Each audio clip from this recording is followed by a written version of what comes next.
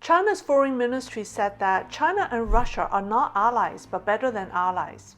The two countries seem to be getting closer this year, as they have found themselves in a similar predicament.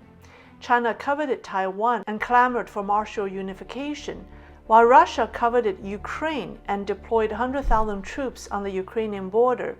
Both actions received wide international condemnation. Since August, China and Russia have conducted 3 joint military exercises. But both countries were recently excluded from Joe Biden's Democracy Summit.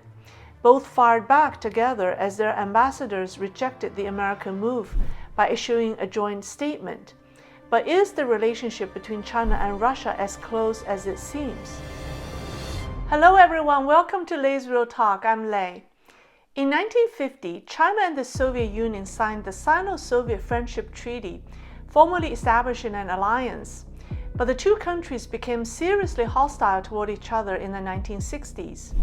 After the collapse of the Soviet Union in 1991, Russia leaned toward the West, and Sino-Russian relations remained lackluster. But when Xi Jinping came into power, he called Vladimir Putin his best friend. Meetings between the two leaders became frequent, and relations between the two countries warmed up. In August 2021, Russian troops participated in the largest joint military exercise at China's Ningxia military base. For the first time, China let Russian troops use its equipment. Russia also sent 5 Su-30SM fighter jets to participate, which was rare. But almost simultaneously, Russia and India also launched joint military exercises. Russia isn't interested in mediating the tensions between China and India or taking China's feelings too seriously. The China-Russia joint military exercises carry more political weight than military ones. Both sides use each other as a bargaining chip in negotiating with the West. The former president of the National Committee on American Foreign Policy, George Schwab, likened the relationship to a marriage of convenience. In late October, 10 Chinese and Russian naval ships crossed the Sea of Japan and entered the Western Pacific Ocean through the Tsugaru Strait. This display of joint naval formations was 3,100 kilometers or 1,900 miles long. In mid-November, a strategic air patrol by the two navies in the Sea of Japan and the East China Sea sent a signal to the United States and Japan again. A week ago, on December 6, Russian President Putin visited India. It was his second trip to New Delhi in 3 years. India and Russia have maintained close ties since the Cold War era. Still, one major difference between this trip and the previous ones is that Putin and Prime Minister Modi signed as many as 28 agreements regarding the military, trade, energy, space programs, and technology. More critically, the Indo-Russian military arrangement included a reciprocal logistics exchange clause, which allows Indo-Russian forces to use each other's bases and logistical facilities. Amid border tension between China and India, this is a slap in the face to China. For example, the Russian S-400 air defense missile system, which China had applied to acquire 4 years earlier, arrived in India first. According to Indian media Eurasia Times, India could deploy the air defense system on the India-China border as early as 2022. The Su-30 MKI fighter, which Russia sold to India, is far more capable than the fighter jet that Russia sold to China. It's amusing how the official CCP media reacted to this by saying that the Russia-India alliance is making the United States uneasy. Well, a year ago, when the U.S. signed the Basic Exchange and Cooperation Agreement with India, China's state media was mad, as evident by the headline, "Has New Delhi finally sold its soul to Washington?" Did you all get that? India allied with the United States last year and has now allied with Russia. The CCP is trying to cover up its uneasiness by crying wolf. Russia tends to keep a distance from issues of crucial interest to the CCP. Russia has remained silent when Japan and China clashed over the Senkaku Islands. Russia has not joined the One Belt, One Road map.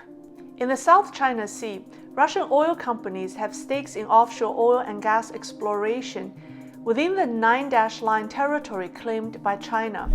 The CCP has protested, but Russian oil companies have ignored it and carried on with its activities.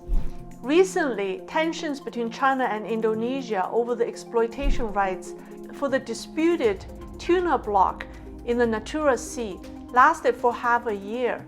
Russia sided with Indonesia. China has also made things quite embarrassing for Russia. When Russia annexed Crimea in 2014, China did not voice support, and in 2019, Chinese Foreign Minister Wang Yi visited Russia's rival state of Georgia. The Taiwan issue is a top priority for the CCP, while Ukraine remains a core interest for Russia. But China and Russia do not help each other on these issues. In 2019, China declared its support for the territorial integrity of Ukraine.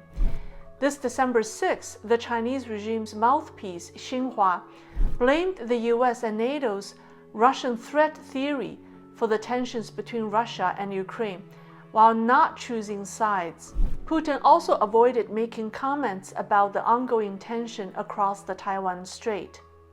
But the CCP's aggressive behavior does annoy Putin from time to time. For example, while the CCP's propaganda was actively promoted in Russia, Beijing has tried to curb Russia's PR campaign in China. It blocked an article by Putin on the 75th anniversary of the victory of World War II.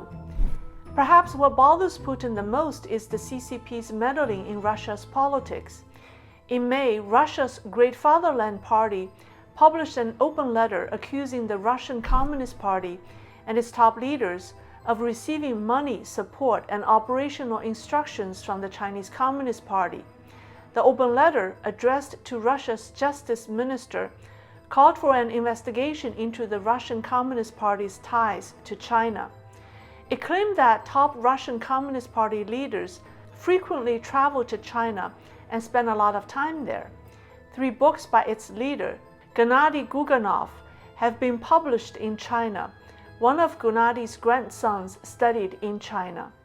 The Economist magazine reported on October 30th that Putin is concerned about the growing influence of the Communist Party because it's gaining popularity among young Russians. In late September, Moscow organized a joint operation by the Internal Affairs, Security, and Tax departments to round up leadership of the Communist Party and its Moscow City Committee. Dozens of communists and their supporters have been arrested and fined. The Moscow police sealed the Russian Communist Party building for 3 days for investigation. Russian media widely reported this, but Western media kept silent. Secret China, a US-based Chinese-language media, interviewed a Russian about the story.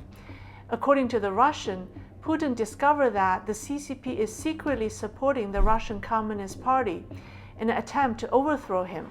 Because the subversive activities are intensifying, Putin is determined to crack down on them. Some China scholars do not believe that Xi Jinping is behind these subversive activities in Russia. They may be the actions of Xi Jinping's political enemies in an attempt to sabotage his relations with Putin. See my previous videos on the factional politics between Xi and his enemies. Anyway, Putin may be aware of this.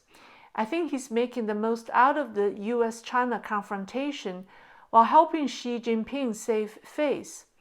Wasn't he the first major head of state to announce that he would attend the Beijing Olympics? Well, the Beijing Olympics is right around the corner.